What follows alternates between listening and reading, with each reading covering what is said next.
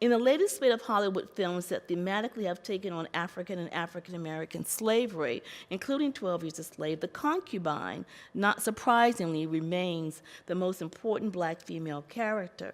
Consider, for example, the roles of enslaved women in the award-winning films from the 2012-13 season.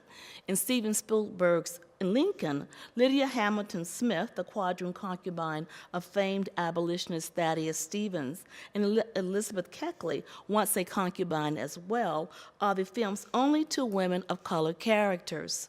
Likewise, virtually all of the enslaved women in Quentin Tarantino's box office blockbuster, Django Unchained, are either concubines or prostitutes, or on their way to being. While Steve McQueen's portrayal of enslaved women serves as much-needed recovery from those of Tarantino's, he still readily adopts this favorite Hollywood trope of the black woman as sexually bound to powerful white men in 12 Years a Slave. As such, Eliza is hardly his film's only concubine. Remarkably, unlike Solomon Northup's narrative, all of the enslaved women who have substantial roles in McQueen's film adaptation are concubines. Along with Eliza, there is also Epps's slave Patsy and Harriet Shaw, the slave mistress of the neighboring plantation.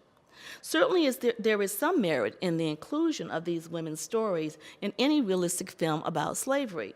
Most enslaved girls and women, after all, were sexually harassed and or abused. Yet this abuse did not all define their lives. This point is one in which McQueen repeatedly fails to make in this film, for in it, he offers no counter or additional images of bondswomen's lives. Nor does he offer multidimensional views of the concubines he presents in his 12 Years a Slave.